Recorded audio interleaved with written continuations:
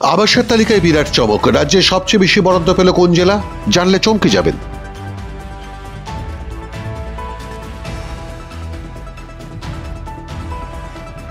প্রধানমন্ত্রী আবাস যোজনার ঘর সব বেহাত।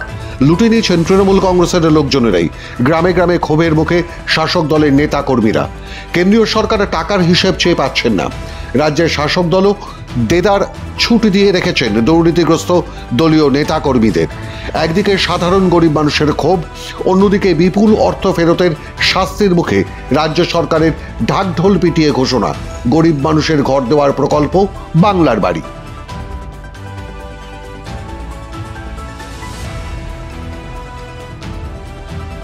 প্রধানমন্ত্রী আবাস যোজনার টাকা লুটে নেওয়া, গরিবের ঘর চুরি করা, গৃহহীনদের কাছ থেকে দেদার কাটমানি নেওয়া, মিথ্যে তথ্য দিয়ে নেতাদের দোতলার পর তিনতলা বাড়ি, গোয়ালঘর থেকে আবাস যোজনার ঘর, এগুলি তৃণমূল সরকার পরিচালনার সবচেয়ে বড় অপরাধ ছিল তৃণমূল কংগ্রেসের পঞ্চায়েত সদস্য, ব্লক সভাপতি, নেতা, মন্ত্রী, বিধায়কদের।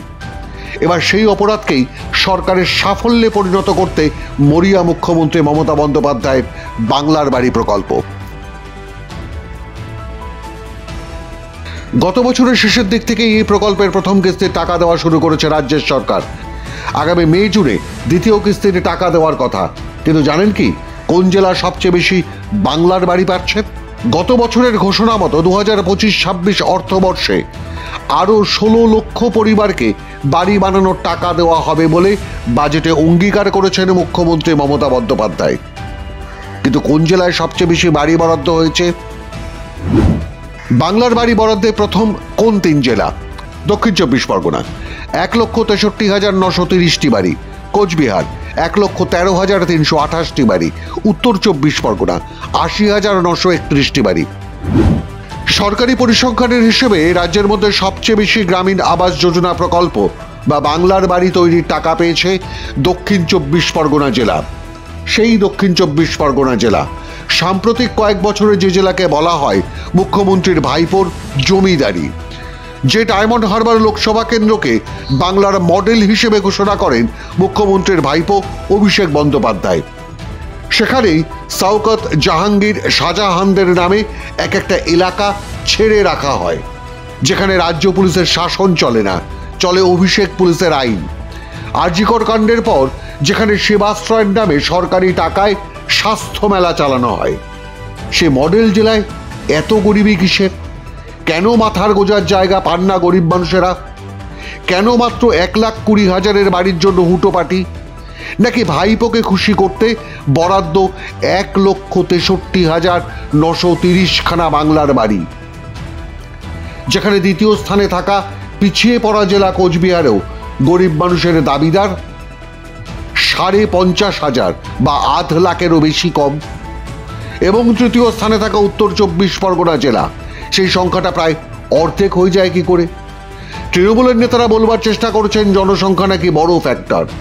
তাহলে যে প্রশ্নটা উঠছে, উত্তর ও দক্ষিণ 24 পরগনার জনসংখ্যা কম বেশি কাছাকাছি, বরং উত্তর 24 পরগনা জেলা 1,15,73,690 জন মানুষের বাস, আর দক্ষিণ 24 পরগনায় সে সংখ্যাটা 96,47,438 জন। তাহলে বাংলার বাড়ি কেন উত্তর 24 পরগনায় অর্ধেক? নাকি এমন কোনো যুক্তি মেনে নিতে বলছেন রাজ্যের সরকার যে প্রধানমন্ত্রী আবাস যোজনায় সবচেয়ে বেশি চুরি কিংবা লুট হয়েছে ওই দক্ষিণ 24 পরগনা জেলাতেই? সেই কারণেই সেখানকার মানুষের ক্ষোভ কমাতেই সবচেয়ে বেশি বাংলার বাড়ি দেওয়া হয়েছে দক্ষিণ 24 পরগনায়। অন্যদিকে সবচেয়ে কম বরাদ্দ পেয়েছে যে 3টি জেলা, তার মধ্যে রয়েছে পশ্চিম বর্ধমান, তার থেকে একটু বেশি ঝাড়গ্রাম, আর একটু বেশি মালদা। অর্থাৎ শেষ 3টি নাম হলো যথাক্রমে মালদা, ঝাড়গ্রাম ও পশ্চিম বর্ধমান। আর জনসংখ্যার হিসেবে পশ্চিম বর্ধমান 38,31,000, মালদা 13,78,000, ঝাড়গ্রাম 11,37,000। এই 3 জেলা জনসংখ্যায় যে খুব পিছিয়ে আছে এমন বলা যাবে না। তাহলে জনসংখ্যা মূল ফ্যাক্টর নয়। পৃথিবীর কেউ বিশ্বাস করবেন না মালদা কিংবা ঝাড়গ্রামের থেকে দক্ষিণ 24 পরগনায় গরিব বেশি। কিন্তু নিশ্চিত করে বলা যায় দারিদ্র্যের হিসেবে দক্ষিণ 24 পরগনা থেকে অনেক পিছিয়ে ঝাড়গ্রাম ও মালদা। অর্থাৎ গরিব মানুষের ঘনত্ব সেখানে বেশি। তাহলে কিসের ভিত্তিতে বাংলার বাড়ি বন্টন করা হয়েছে রাজ্যে? দারিদ্র্য না জনসংখ্যা? তাহলে কিসের ভিত্তিতে বাংলার বাড়ি সবচেয়ে বেশি পেয়েছে দক্ষিণ 24 পরগনা জেলা? ভাইপোর মানসবদারি বলে?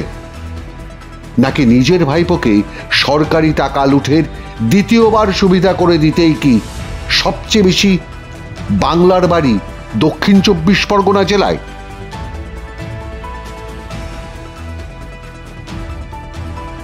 আবাসের বাড়ি তৈরির এই পরিসংখ্যান সামনে আসতেই সরব হয়েছেন বিরোধী শিবির।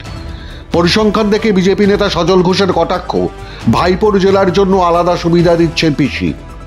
একই সুরে সিপিআইএম নেতা সুজন চক্রবর্তী। দুজনেরই দাবি, এই পরিসংখ্যানই আরও একবার বুঝিয়ে দিচ্ছে প্রধানমন্ত্রী আবাস যোজনায় রাজ্যে কি ব্যাপক হারে দুর্নীতি হয়েছে, এবং তা স্বীকার করে নিচ্ছে বকলমে তৃণমূল সরকার নিজেই। আর সেই দুর্নীতি ব্যাপকতম হয়েছে ভাইপোর জমিদারি বলে বিখ্যাত দক্ষিণ 24 পরগনা জেলায়। বাম, বিজেপি, কংগ্রেস সব বিরোধীদের আশা, এবার অন্তত প্রকৃত গরিব মানুষের ঘর পাওয়া উচিত, অন্তত কোনো রকম পক্ষপাত ছাড়াই। আসলে বাংলার মানুষ গত 14 বছর ধরে একটানা তৃণমূলী দুর্নীতির সিঁদুরে মেঘ দেখছেন। সেই কারণেই এবারও তারা সন্দিহান। মাধ্যম ব্যুরো রিপোর্ট।